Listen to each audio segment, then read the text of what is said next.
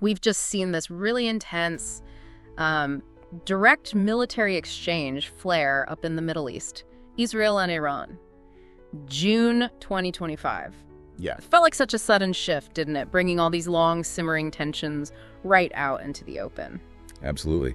It's so many players, so many complex factors all colliding at once. And that feeling, it really comes through in the materials we've pulled together for this deep dive, doesn't it? It really does. You get a very clear sense of just how volatile things are. We're talking state actors, powerful non-state groups, these rivalries going back decades. And all tangled up with these bigger global pressures, like economic challenges. Exactly, which often lie underneath a lot of this. So yeah, it's a complex picture. Which is why we're doing what we always do, diving right into this stack of source materials. We've got news reports, capturing the minute-by-minute stuff. Research papers, analysis on things like the Axis of Resistance network. Right, that network. And insights into Russia's position, which is always interesting. And these critical reports looking at the global economic side of things, specifically that huge debt burden on developing countries. Which, as you said, quietly underpins so many of these international challenges, including conflicts like this one. So our mission today really is to walk through this together, pull out the key insights, try and connect the dots. Yeah, cut through the noise bit. Exactly. So you can get a clearer, well-informed picture of what's actually going on and, importantly, why it matters to you. Think of this as like your shortcut through all these complex sources. Yeah, we've got a real range here. News reports covering the strikes, counter-strikes, analytical pieces dissecting alliances. Reports from international bodies, NGOs on the debt stuff, economic forecasters looking at the ripple effects. It gives us a good cross-section of perspectives. And it's crucial context, isn't it? Something highlighted in the reports, this escalation is happening after a period where maybe just a few years ago, there were actually tentative moves towards rapprochement, easing tensions. That's right. But events from late 2023 onwards, especially October 7th and everything that followed, really just shattered that fragile trend. Yeah, and propelled us into this, well, much more precarious situation we're seeing now. Precisely. Okay, so let's start with the immediate flashpoint. That direct Israel-Iran exchange in June 2025. It kicked off with Israeli strikes inside Iran. That's where our sources really pick up this latest chapter. June 13th, 2025. Israel launches what were described as pretty extensive strikes. And the reports are quite clear on what Israel claimed its targets were. They presented it as targeted, not indiscriminate. Right. According to their statements, documented in the sources, the focus was specific. Elements of Iran's nuclear program, yes, but also military infrastructure, and even reportedly specific military commanders and scientists. And Netanyahu, the Israeli prime minister, he's quoted widely giving the justification. He is, across the sources. He framed it as absolutely necessary to stop Iran getting a nuclear weapon quickly. He mentioned timelines, didn't he? Yeah, citing assessments suggesting Iran might be a year away, or even months, less than a year, really emphasizing the urgency. So presenting it as self-preservation. For Israel, yes, but also, interestingly, framing it as defending neighboring Arab states from what he called Iranian aggression. It's interesting they gave the campaign a name, too. Operation Rising Lion? Yeah, Operation Rising Lion. One source mentions that name and speculates a bit on the symbolism. Maybe biblical? Yeah. Or maybe linked to an old Iranian emblem, the lion symbol. Adds that layer of strategic messaging, I suppose. Definitely. And the list of reported targets inside Iran. It's pretty extensive based on these reports. It really is. The source's detail hits on sites that are strategically very significant for Iran. We're talking critical nuclear sites like Natanz, sites near Fordo, the underground one. Key location. Key locations. And beyond nuclear, military targets like Hamadan Air Base, Parchin, which has that history of military research, Mashhad Airport, even an oil depot near Tehran, the Sharan Depot. So impacting energy infrastructure too. Right, and the SBND building, linked to nuclear R&D. And some reports even mentioned hitting Quds Force command centers right in Tehran. Wow, so nuclear military infrastructure command centers. It paints a picture of aiming for a pretty wide-ranging impact on Iran's capabilities. That seems to be the picture presented in the sources, yes. And the methods, it wasn't just airstrikes, was it? That's another really interesting detail popping up in the sources. Airstrikes were definitely prominent, but there are also reports mentioning covert operations attributed to Mossad. Like what kind of operation? Alleged sabotage, targeting Iranian air defenses, missile launchers, perhaps before the main wave of strikes hit. Softening them up first. Potentially. And then there's this almost cinematic detail in one report. Mossad allegedly running a secret drone base inside Iran. Inside Iran. That's the claim. Launching drones from there overnight to take out specific missile launchers reportedly aimed at Israel. It suggests a remarkable level of penetration and operational reach, if accurate. That adds a whole different dimension, doesn't it? Okay, so that was the Israeli action. Iran predictably vowed a harsh response. What did that look like, according to the reporting? Well, the most immediate visible part was a big drone launch.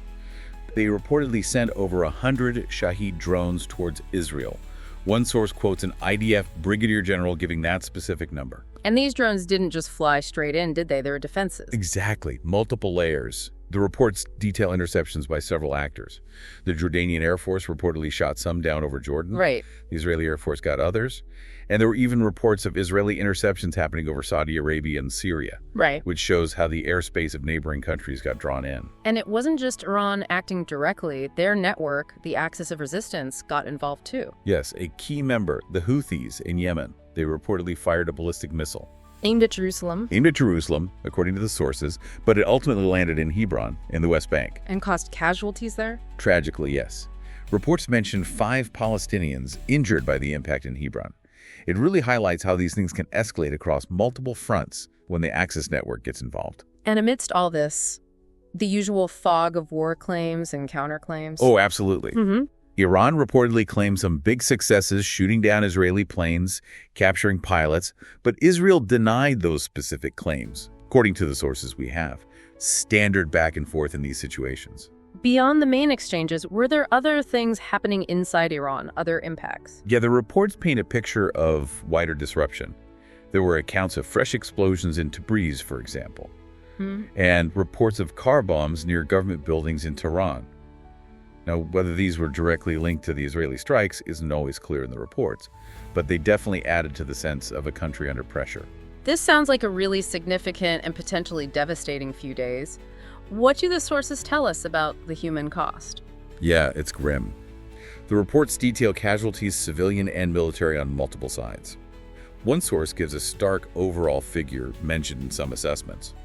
Hundreds of civilians killed. Hundreds. That's a huge number. It really puts the scale into perspective. Are there more specific breakdowns available in the sources? There are, though figures often come from different sides or reports. For Israel, sources cited numbers like 24 killed, 1 missing, over 500 injured overall, with 8 specifically linked to Iranian missiles. Okay. And for Iran? For Iran, reports mentioned around 150 military or intelligence sites damaged or destroyed. Casualty figures mentioned include 10 dead and 200 injured from the barrages, plus reports of 2 senior generals killed. And it spilled over borders, too. You mentioned Hebron, but also Jordan and Syria. Yes, reports cited 5 Jordanian civilians injured and, tragically, 1 Syrian civilian killed. Collateral damage, essentially, from the wider regional impacts of the exchange. And this wasn't just a single day of attacks and responses, was it? It continued. That's right. As of June 16th, the date on some of these reports, the situation was described as ongoing. Both sides still trading salvos. It underscores just how volatile and unresolved it was at that point. Given this was direct state-on-state military action, a major escalation, how did the rest of the world react? Must have been a wide spectrum. Oh, definitely. You saw everything from outright condemnation of the violence to, urgent calls for everyone to just step back, de-escalate, widespread worry about a bigger regional war breaking out. And of course, statements of support for one side or the other. Predictably, yes. Can you get us a flavor of some specific national reactions mentioned in the sources? The U.S. response seems prominent. Very prominent. Reports indicate strong U.S. support for Israel. President Trump was quoted praising the strikes, excellent, very successful were the words used, and he issued a direct warning to Iran. And Secretary of State Rubio. His statements emphasized that the U.S. wasn't directly involved in the strikes, but they had received Israel's justification based on self-defense. He also clearly warned Iran not to target U.S. interests. And interestingly, those reports on Rubio also mentioned his broader plans for overhauling U.S. diplomatic institutions. Yes, that connection was made, tying into some wider analysis of U.S. foreign policy we can maybe touch on later. Okay. But the immediate message was backing Israel, warning Iran, but drawing a line at direct U.S. participation in these strikes. Okay. What about the U.K.? Seems like there were differing views there. There were. Prime Minister Starmer reportedly urged de-escalation, while still acknowledging Israel's right to self-defense. The opposition leader, Kimi Badenoch, took a much harder line against Iran. How so? She reportedly declined to condemn the Israeli strikes outright, stressed Iran as an enemy of the UK, and basically suggested Israel shouldn't be condemned for trying to stop Iran getting nukes. A clear difference in tone and emphasis there. Reflects internal political divides, doesn't it? What about other key players? Turkey, China. Reports suggest Turkey and China lean towards supporting negotiations, emphasizing respect for Iran's sovereignty. And then you had a whole host of other countries, Spain, Switzerland, Uruguay, Vietnam, South Korea, many others expressing deep concern, calling for restraint, some explicitly denouncing the attacks, others just urging diplomacy. A global chorus of apprehension, really. Pretty much. Yeah. Everyone watching nervously to see where it would go next. The fact some countries explicitly denounced the strikes raises the legality question. Was there debate in the sources about whether this was allowed under international law?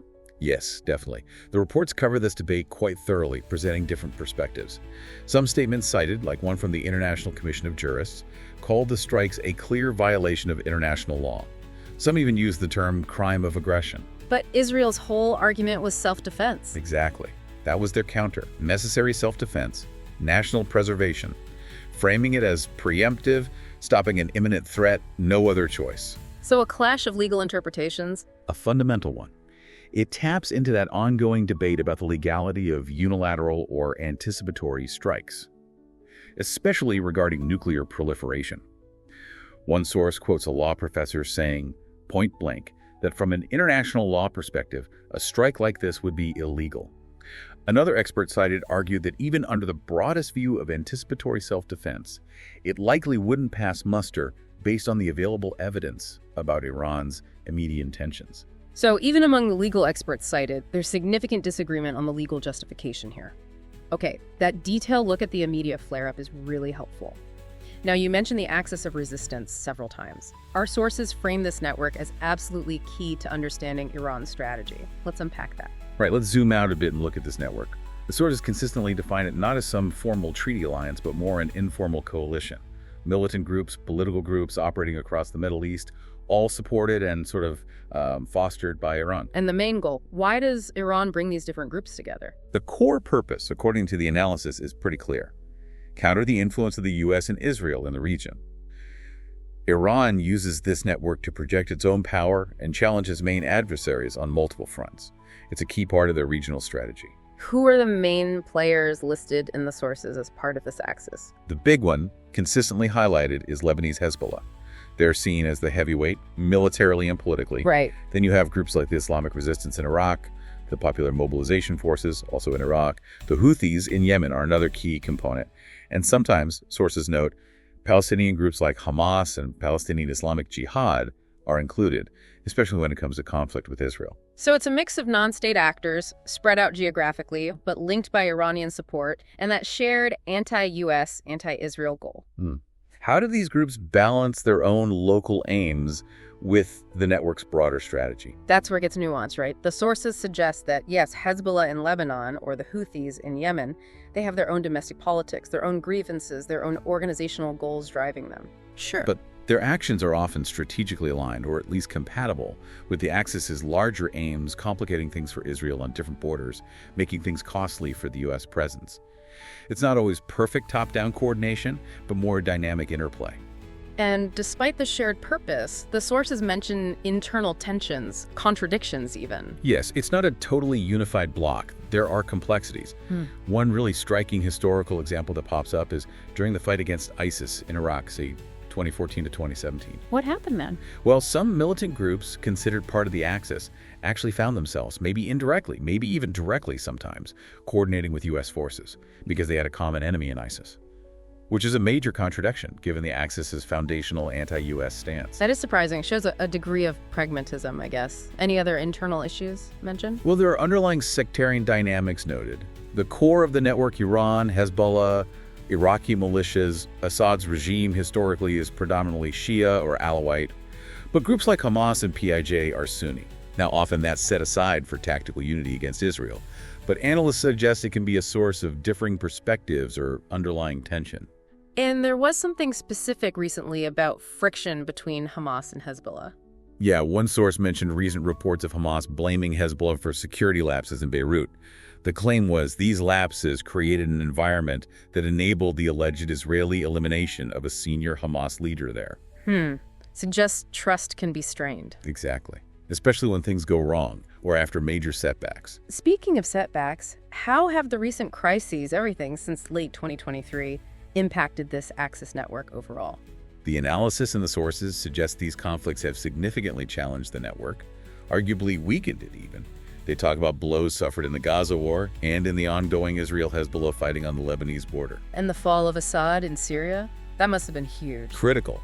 Absolutely critical, according to the sources. Syria, under Assad, was the only actual state member besides Iran itself.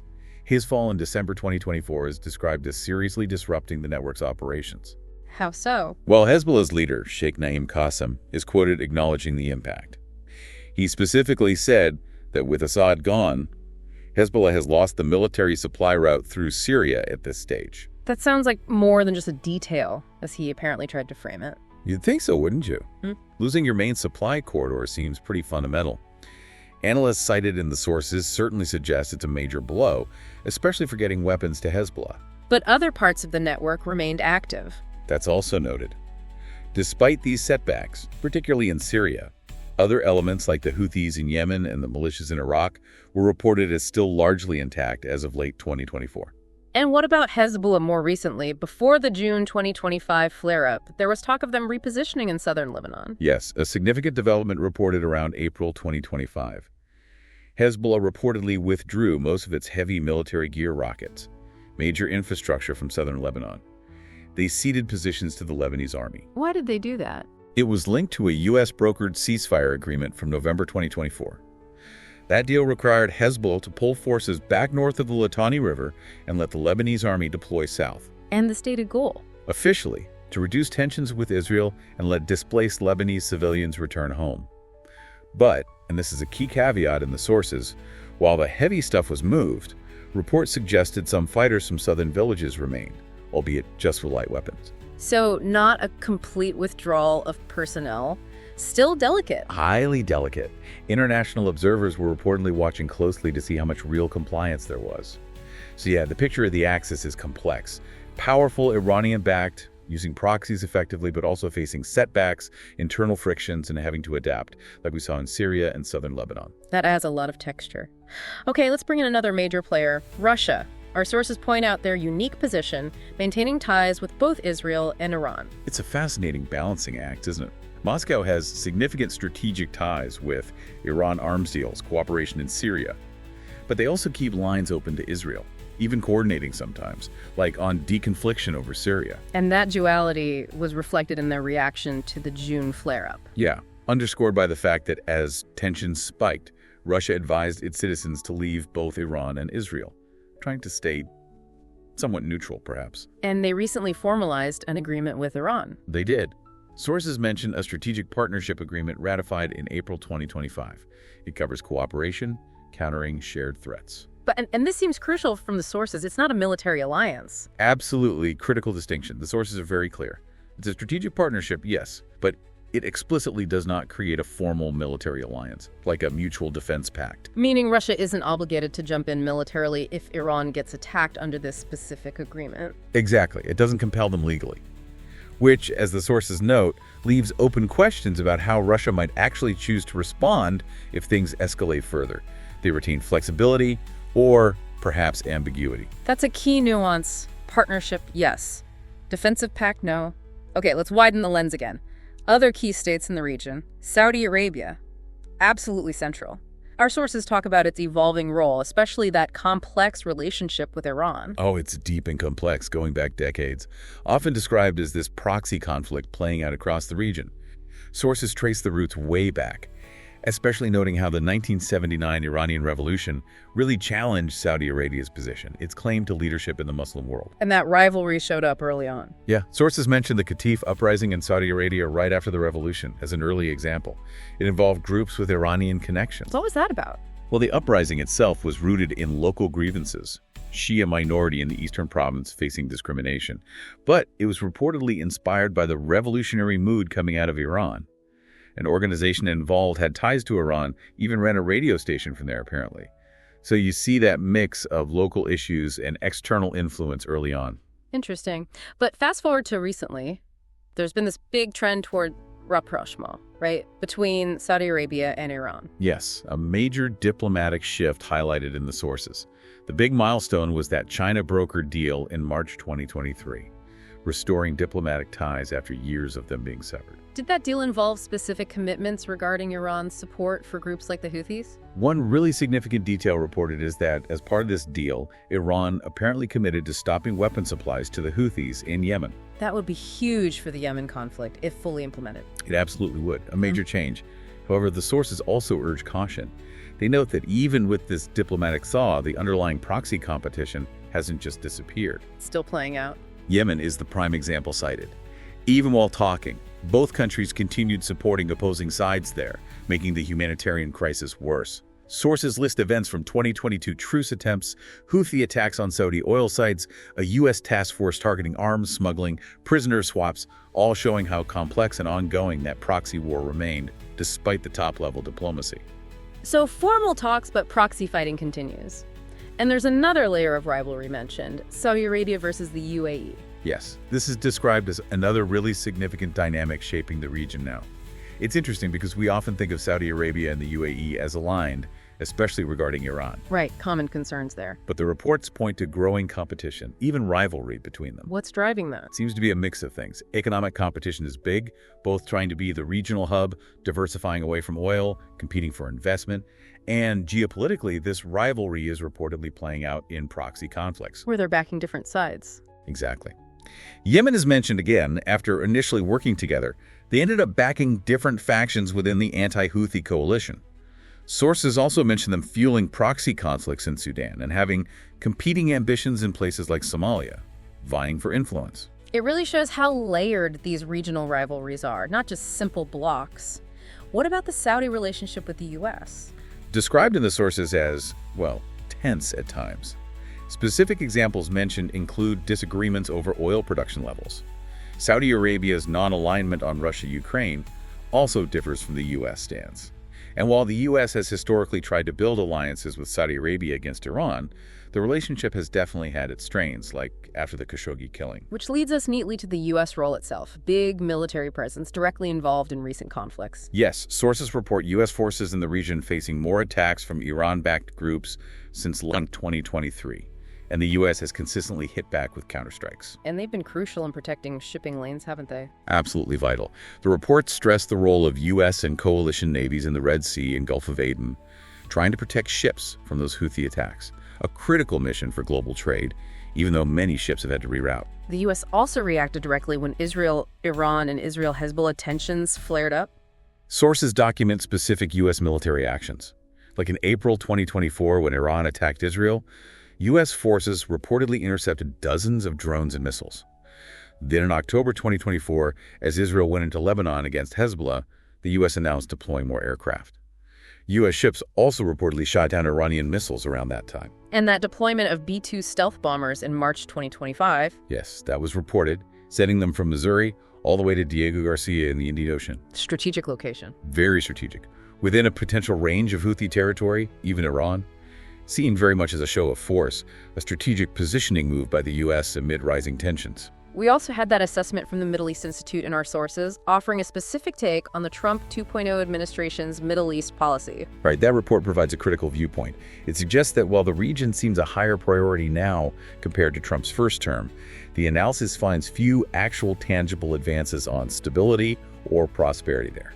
How did it characterize the administration's approach? It used phrases like prioritizing unprecedented economic warfare, harsh immigration policies, and making major cuts to key U.S. national security institutions. It also mentioned unconventional strategic communications leading to mixed messages. And it had strong words about the impact of cuts to specific bodies. Very strong. It described what it saw as a campaign to gut national security institutions, specifically mentioning the rapid shuttering of U.S. aid, moves against public diplomacy bodies, Secretary Rubio's plans for State Department overhaul, possible Pentagon job cuts. And the conclusion it drew from this? It used the phrase unilateral disarmament. arguing these cuts amounted to unilaterally disarming key U.S. tools in diplomacy and economic development, tools needed to actually shape events and achieve desired outcomes. Unilateral disarmament of diplomacy. That's a stark phrase, especially when contrasted, as the report did, with military actions like strikes against Houthis and what are called unrestricted support for Israeli military actions. It definitely highlights a potential imbalance in the tools of U.S. power being prioritized, according to that specific analysis. And getting back to the June 2025 strikes, reports confirmed the U.S. knew beforehand received Israel's self-defense justification. And Trump's reaction was positive, warning Iran. Rubio reinforced the U.S. stance, not involved, but supporting Israel's right to defend itself and warning Iran off U.S. interests. Exactly. So the U.S. role is complex. Military action, specific policy directions under Trump 2.0, diplomatic shifts, internal debates about foreign policy tools, all viewed differently depending on the source you read. Okay, this brings us to that final but really crucial underlying factor highlighted across our sources, something that connects global challenges, including instability, the massive economic pressure from global debt. It might seem like a different topic, but the sources really tie this growing debt burden, especially in developing countries, to the bigger picture of stability and vulnerability. How so? Well, reports from bodies like UNCTAD stress that this debt isn't just growing. The cost of servicing it, the interest payments, is rising incredibly fast. And the real impact is on public spending, right? That's the devastating part.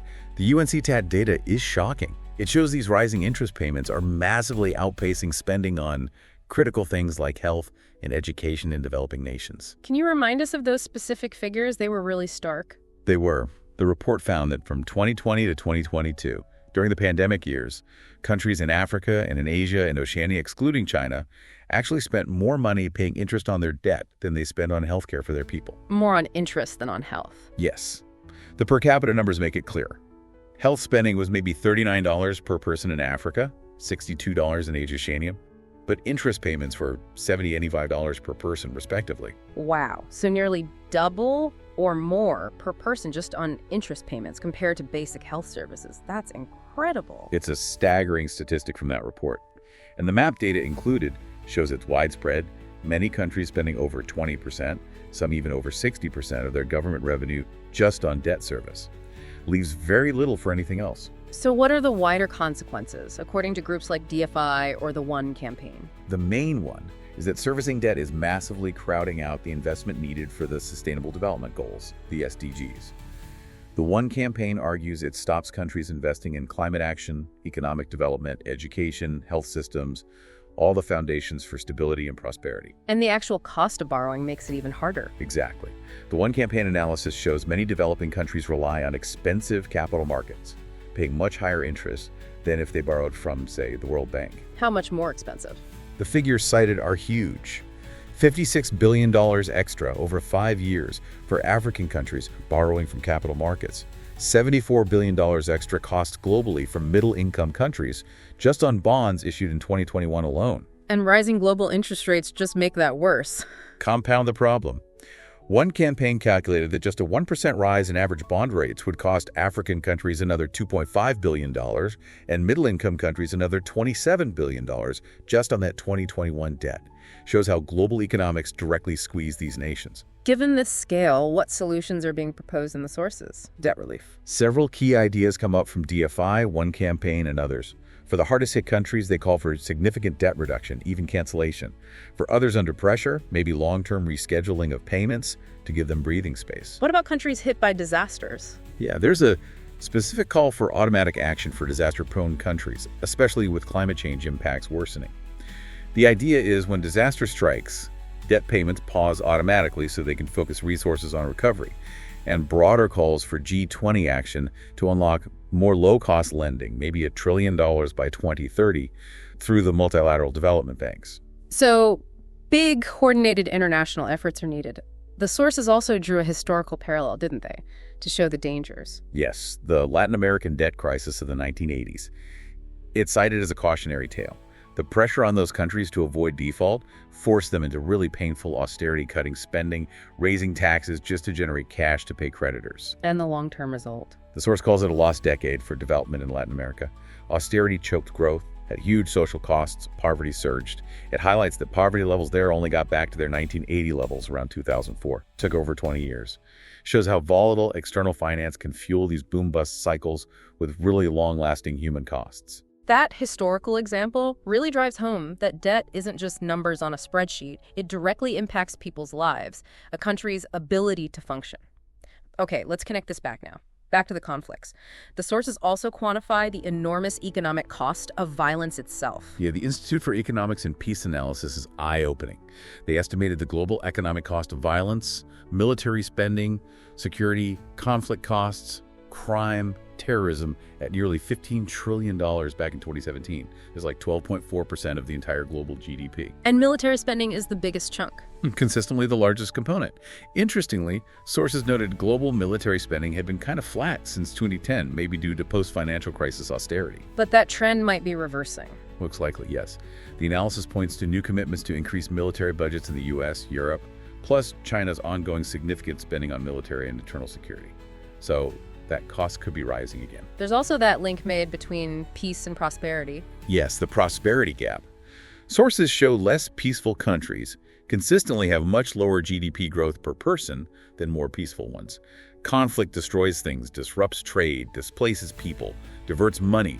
It's a massive drag on development. And specifically for the Middle East, how does conflict escalation there ripple outwards globally, according to that EY report? The EY report modeled scenarios. It suggests even a moderate escalation conflicts, staying mostly local but getting more intense or frequent, would have significant global economic fallout. Like what? Several things. A moderate rise in oil prices, obviously given the region's importance, more disruption to global trade flows, increased market volatility.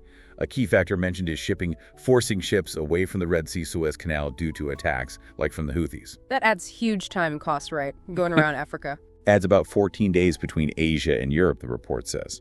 So goods take longer, cost more to ship. This puts renewed pressure on supply chains, pushes up global inflation. Ultimately, EY suggests this moderate escalation scenario risks higher global inflation and acts as a drag on overall global GDP growth. It really hammers home how interconnected everything is. Conflict in the Middle East isn't just contained there. It directly impacts the global economy, the price of things you buy, investment decisions worldwide. That's the crucial link. The economic costs of conflict are huge, both direct spending on war and the indirect costs of lost growth and trade. And this is happening while many developing countries are already drowning in debt, struggling to afford basic health and education because debt payments eat up so much revenue. So putting it all together from this deep dive, we've looked closely at that intense June 2025 Israel-Iran exchange, the targets, the methods, the retaliation, the global reactions, the legal questions. We've unpacked the axis of resistance, its purpose, members, internal issues, recent setbacks like Assad's fall and Hezbollah's repositioning. We've examined Russia's balancing act, the roles of Saudi Arabia and the US, the shifting alliances, the different policy approaches reported. And layered on top, that critical economic context.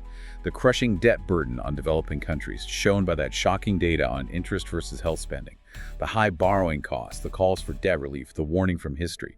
And finally, connecting it back to the immense economic cost of conflict itself, and how even moderate Middle East escalation hits the global economy through oil prices, supply chains, and inflation. It's just so clear from these sources that none of these issues exist in a vacuum. The geopolitics, the regional conflicts, the complex web of state and non-state actors, it's all happening within this global economic reality where so many are under severe financial stress.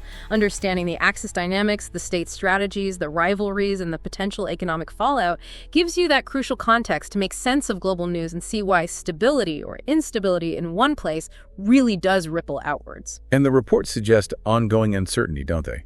Ceasefires, like the Israel-Hezbollah one, are described as fragile. Alliances can shift further, and those economic strains, they're persistent, potentially making instability worse. Absolutely. This dive really reveals a landscape shaped by these immediate crises, yes, but also by these deep-rooted networks and interests, and under constant pressure from global economic realities.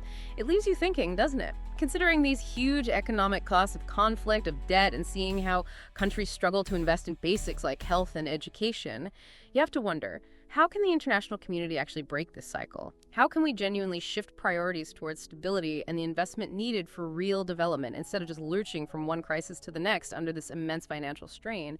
It's a massive question these sources really force you to confront.